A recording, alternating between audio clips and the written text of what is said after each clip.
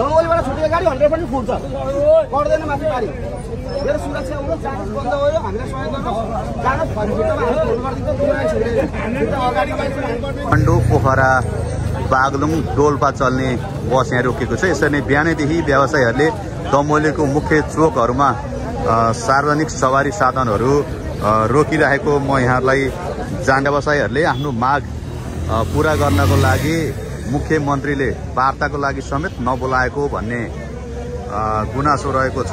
त्यसको सरकारले निर्णय गरेका छन्, त्यसको विरुद्धमा हाम्रो हिजोदेखिको आन्दोलन हो, बन्दको आह्वान हो। र आजको हकमा हामीले हरियो पिँढीलाई हामी बाधा अर्जन गर्दैनौँ। हरियो पिँढी जान पाउँछ, रातो पिँढी जान पाउँछ र कालो पिँढीलाई आज हामी जान्छौँ। अनि यो आन्दोलन कहिलेसम्म हुन्छ? यो अनिश्चितकाल, जबसम्म यसले रातो पिँढीले मान्छे हाल्न पाउने जुन गराएको छ, ठिक छ, हामी त्यसको विरुद्धमा होइनौँ। रातो प्लेटले बिना जाँच पास बिना पर्मिट जहाँ पनि जान पाउने र कालो प्लेटलाई त्यो लागू गर्यो, ठिक छ। त्यो चाहिँ रातो प्लेट जस्तो हाम्रो कालो प्लेट पाउँछ भने बनाओस्, होइन भने त्यो बन्द गर्छ। जबसम्म गर्दैन तबसम्म हाम्रो चाहिँ आन्दोलन जाइदिन्छ। जस्तै यो बसहरू उताबाट छुटिसकेको बसहरूलाई यो बिचमा रोक्नु भएको रहेछ। होइन, यो हामीले रोकेको होइन, यो कालो प्लेट हाम्रो आन्दोलन होइन कि त्यो उहाँको पनि आन्दोलन हो।